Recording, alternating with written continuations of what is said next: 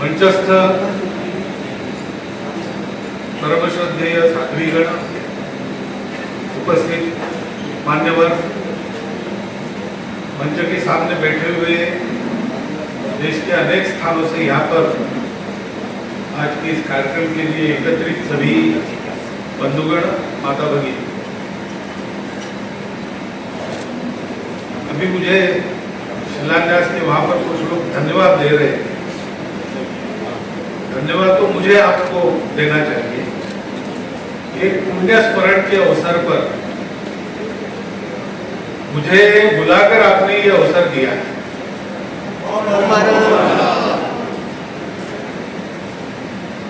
शासन माता साध्वी कनक प्रभा जी की स्मृति को जैसा प्रस्तावना में कहा गया,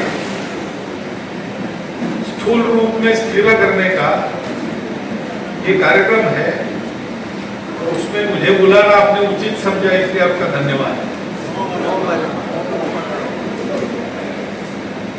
क्योंकि हम स्मरण जिनका करते हैं उनके गुणों को स्वीकार भी करते हैं,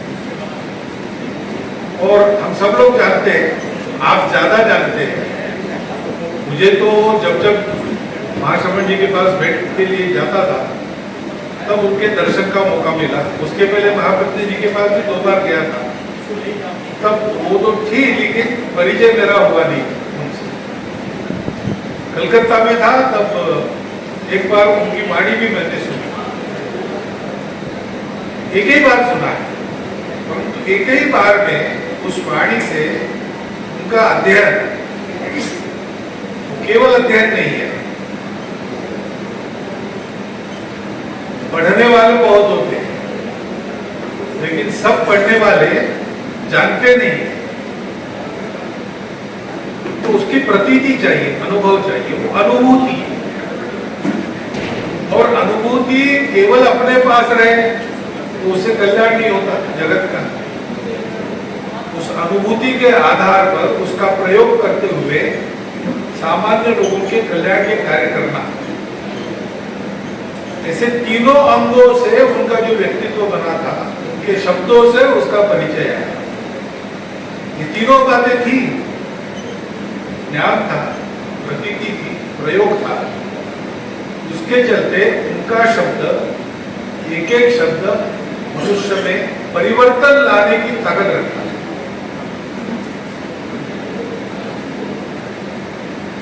संघ में भी यही रीति है, संघ की समानता बताई ना, संघ और तेरा बंधन है।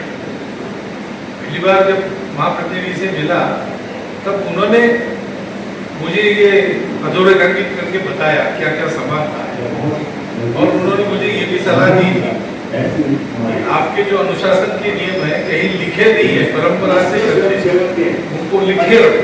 अखिल भारतीय अधिकारी मैंने कहा हमारा तो कोई संप्रदाय ऐसा नहीं है कि चलेगा, सारा समाज जुड़ेगा। तो आगे क्या करना देश काल परिस्थिति के अध्यक्ष श्री उसकी स्वतंत्रता हमको लिखते कुछ नहीं।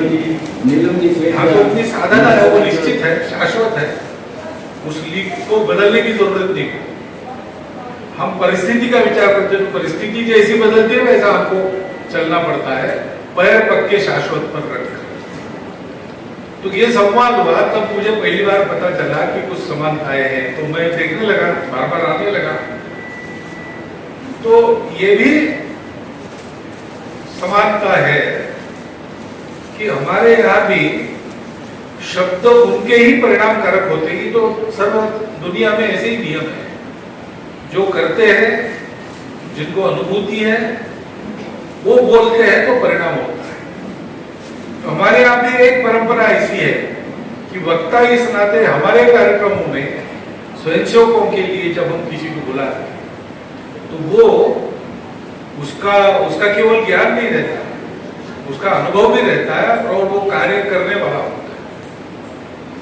ये परिवर्तन का सामर्थ्य रखने वाली, और इतने लंबे समय आचार्य तुलसी जी के समय से और अभी तक उन्होंने इतना देखा तो सीखा और हमको दिया।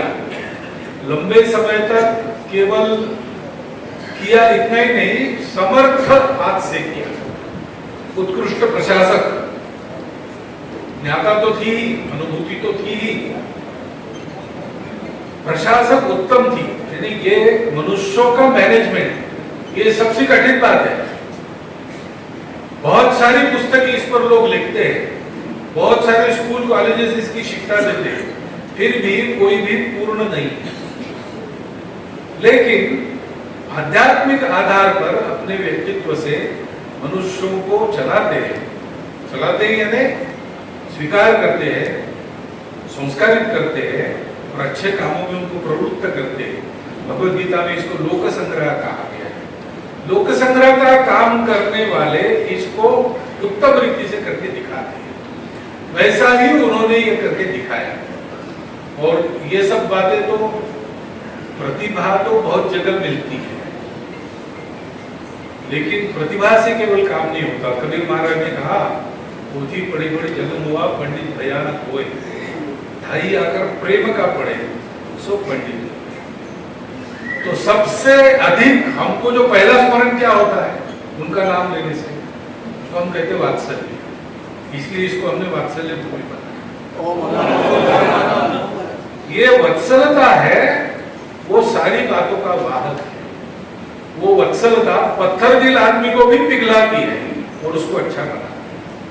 ये सामर्थ्य उनमें था, उसका हम आज स्मरण कर रहे हैं।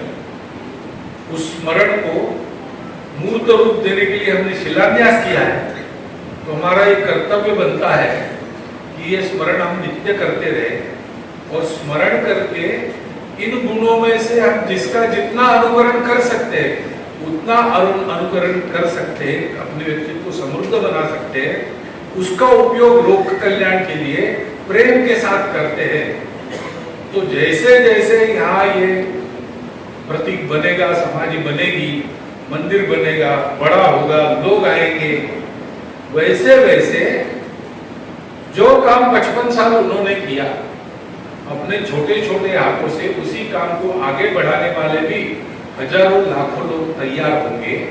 तो ये वास्तव में उनके लिए स्मरणांजलि, श्रद्धांजलि है।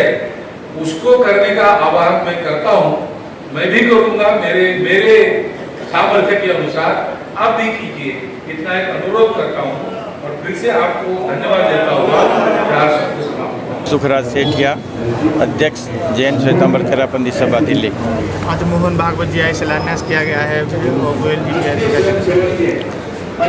तेरापंथ धर्म संघ के लिए आज ऐतिहासिक दिन है और आज हमारी शासन माता असाधारण साध्वी प्रमुखा कनक प्रभा जी का जो समाधि स्थल है उसका नाम हमारे गुरुजी युग प्रधान आचार्य श्री महाश्रमण जी ने इसका नाम वात्सल्य पीठ रखा। और इसका आज बड़े आनंद और उत्साह के साथ हमारे आरएसएस के राष्ट्रीय स्वयंसेवक संघ के माननीय सरसंघचालक मोहन भागवत जी के कर कमलों से आज शिलान्यास हुआ। उनके साथ में राष्ट्रीय स्वयंसेवक संघ के डॉक्टर कृष्ण गोपाल जी, सीताराम जी व्यास और अनेक राष्ट्रीय पदाधिकारी भी उपस्थित थे। दिल्ली सरकार के स्पीकर विधानसभा के अध्यक्ष श्रीमान रामनिवास जी गोयल और हमारे राज्यसभा सांसद लहर सिंह जी सिरोया उपस्थित थे। तेरापंथ धर्म संघ की केंद्रीय संस्थाओं के शीर्षस्थ पदाधिकारी यहाँ पर उपस्थित थे। तो शासन माता कनक प्रभा जी ने तेरापंथ धर्म संघ में 50 वर्ष तक साध्वी समाज का नेतृत्व किया और आचार्य श्री तुलसी ने उनको साध्वी प्रमुखा के रूप में विभूषित किया और आचार्य महाश्रमण जी ने उनको शासन माता और असाधारण साध्वी प्रमुखा के नाम से अलंकरण प्रदान किया।